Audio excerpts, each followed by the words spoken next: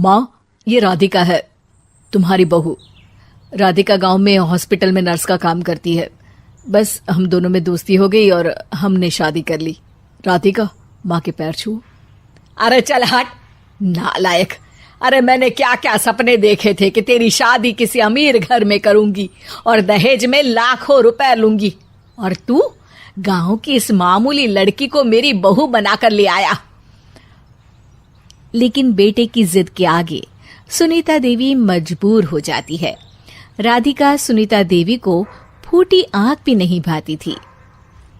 तुम चिंता मत करो भाग्यवान, हम दोनों मिलकर अपनी बहू को इतना सताएंगे कि वो हमसे तंग आकर ये घर छोड़कर चली जाएगी। फिर हम अपने बेटे की शादी किसी बड़े सेठ की बेटी से कर देंगे, ठीक है? अगले दिन सुनीता देवी अपने बेटे का कमरा साफ कर रही होती है। तभी बहू के सामान में उसे एक बड़ी बड़ी मूंछों वाले आदमी की तस्वीर दिखाई देती है और उसके कंधे पर एक बड़ी सी बंदूक टंगी होती है।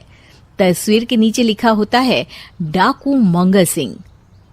ये किसकी तस्वीर है बहू? ये मेरे पिताजी की तस्वीर है। बस फिर क्या था।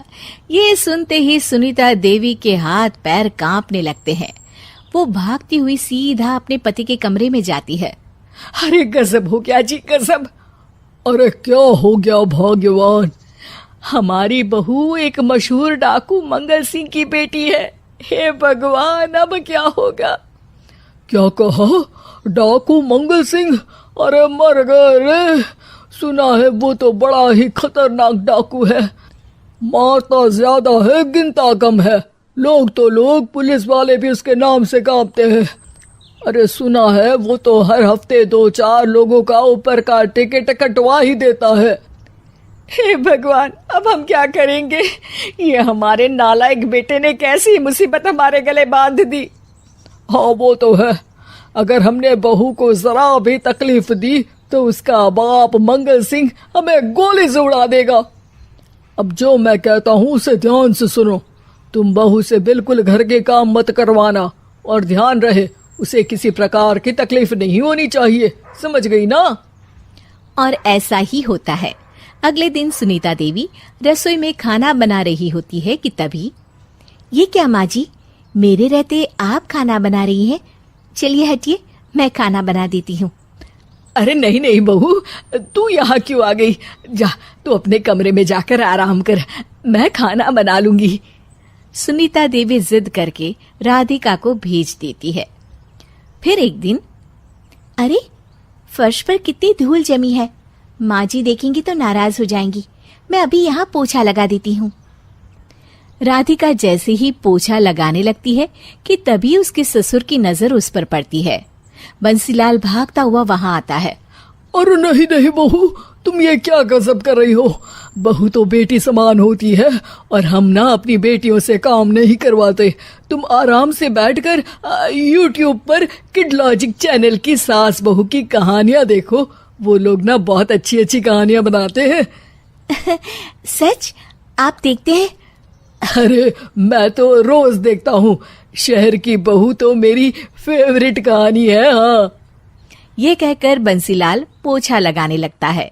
इस तरह राधिका के सास ससुर सारा दिन उसकी खुशामद में लगे रहते हैं और उसे किसी महारानी की तरह रखते थे।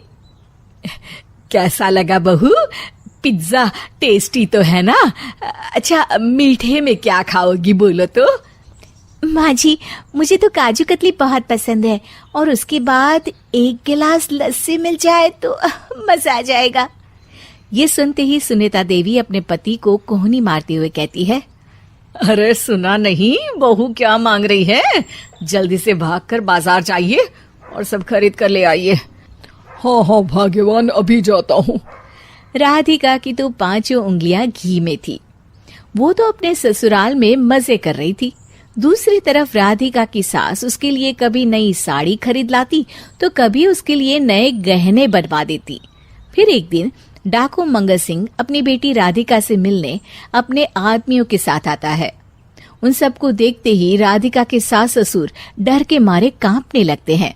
मर गया रे, डाकू मंगल सिंह तो सच में कितना डरावना दिखता है, ऊपर से इतनी बड़ी बंदूक लेकर घूमता है। कैसे हैं समधी जी? क्या हुआ? आप इतना घबरा क्यों रहे हैं? और आपको इतना पसीना क्यों आ रहा है? आपकी तबीयत तो ठीक है ना? जी अभी तक तो ठीक है, पर लगता है बहुत जल्द खराब होने वाली है। क्या कहा आपने? जी कुछ नहीं, बताइए बताइए कैसे आना हुआ। दरअसल आज आपके शहर में हमारी नाटंकी मंडली का प्रोग्राम है, तो इसी बहाने सोचा बेटी का ससुराल भी देखता चलूं। ये सुनते ही राधिका के सास ससुर हैरान हो जाते हैं। क्या कहा? आप नौटंकी में काम करते हैं? हाँ माँ जी, पिताजी डाकू की एक्टिंग बहुत अच्छी करते हैं। उन्हें तो कई अवार्ड भी मिल चुके हैं। और ये बंदूक, ये तो असली लगती है। तभी राधिका के पिताजी अपनी नकली मूंछ निकालते हुए कहते हैं, इस मूंछ की तरह यह बंदूक भी नकली है। ये तो छर्रे वाली बंदूक है। इससे तो मैंने आज तक चिड़िया भी नहीं मारी। और खोदा पहाड़ निकला चूहा। इसका बाप तो मामूली नौटंकी वाला निकला, और हम इससे डर कर बहू की नौकरों की तरह सेवा कर रहे थे।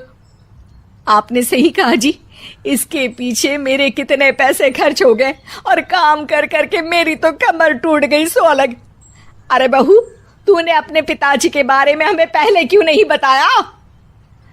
राधिका मुस्कुराते हुए कहती है, आपने तो कभी पूछा ही नहीं ना माँ जी।